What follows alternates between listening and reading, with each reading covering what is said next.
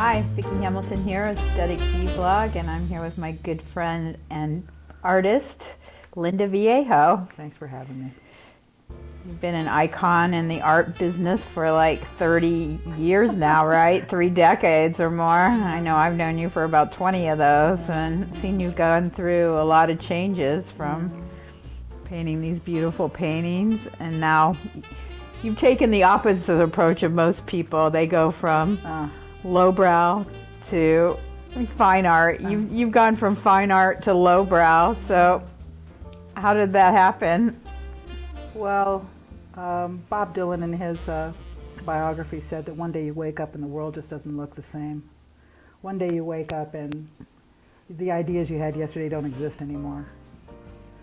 Everything's changed. And that's exactly what happened to me. One day I woke up and I couldn't paint anymore after doing what? I don't know what.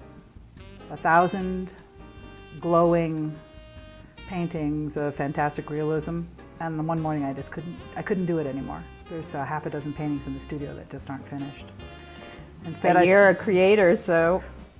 Well, I started traveling a great deal and looking at artwork, and what I was seeing in the museums and the major galleries was repurposed work. Work where you take stuff that's already made and make an object out of it.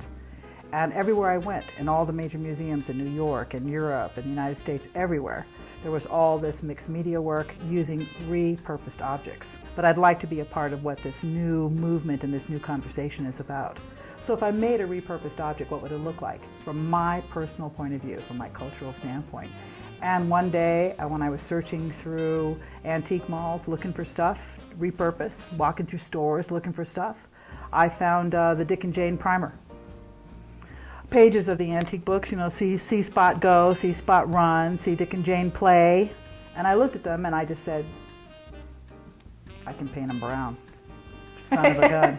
I can make them Mexican like me. So tell me about your process of how you make them all Mexican. I scour antique malls and thrift shops and all kinds of fairs everywhere for antique objects. And when I find something that I want to make Mexican, I buy it and then I paint it. And I'm appropriating Western culture. All of a sudden, all the kings and the queens and all the gods and the goddesses and all the movie stars, all the famous people of the world, all of a sudden they're brown, just like me. Some of my favorite are like Marilyn Monroe, because it was like when you showed me that, I didn't even realize it was Marilyn. It was such a drastic change. Yeah. So people look at them and they go, what's wrong with this? There's something wrong with this. I like it, but I'm not sure what it is. And sometimes they get pretty outrageous. You know, I went to middle school in Montgomery, Alabama in the mid-'60s. And so I was there when they integrated my high school for the first time in history. And I think that experience, those experiences, black, colored and white bathrooms, colored and white water fountains, are really the bedrock of this series. It's autobiographical. It's about my feelings. So has it made anybody angry? Oh, heck yes. Everybody, brown people and white people, everybody gets pissed off. It's really something. Because it really feels like it's taking off. I mean, I was looking through an art mag the other day and I was like, wow, Linda's got a half page, man. There she is. Yeah, it seems to be a really good conversation and people really want to talk about it. And it opens up this whole world where you can laugh about it for a minute. You know, it's kind of funny. They're kind of cute. They're kind of funny. And then all of a sudden, it's really down and dirty. And all of a sudden, it just turned into this huge confessional around images like this, painted brown. Who knew?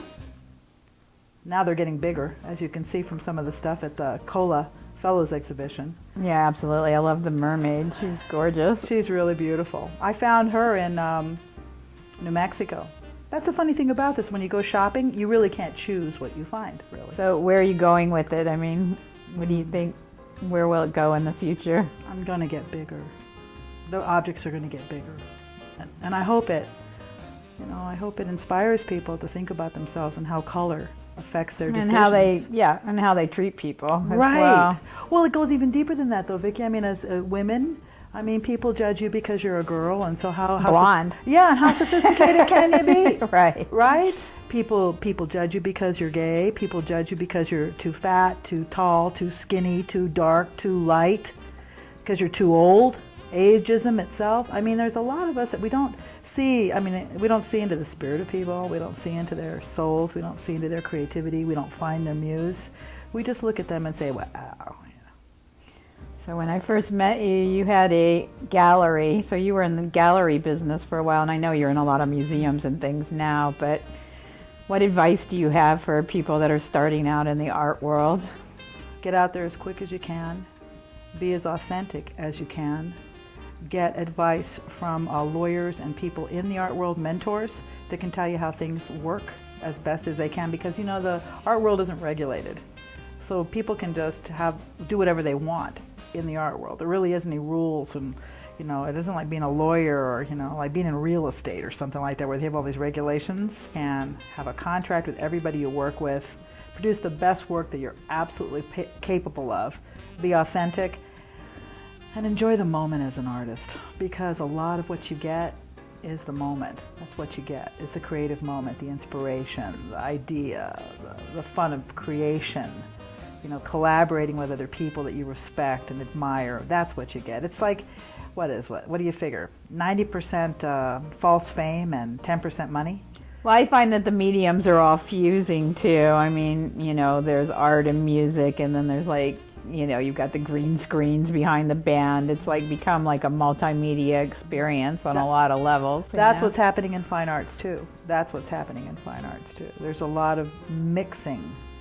A lot of mixing going on, a lot of changes going on in terms of like purists, like being a purist and just being a painter or a muralist. I find it exciting. I mean, you know, I'm friends with some people at YouTube, so it's like I love watching that all come together, and yeah, it's fun. But you know, people who think that it's easy, it's like, who said it would be easy? You know what I mean? It's like you really have to like go out there and work it to like make it happen. Well, I really appreciate you taking the time. Oh, it's a pleasure. Is there anything you want to say that we didn't talk about? Or? Well, I want to say thank you for inviting me to speak with you on these points that are so important to both of us, and I want to thank you for your friendship and your support and kindness over the years. You're a beautiful lady, and I love you very much. Aw.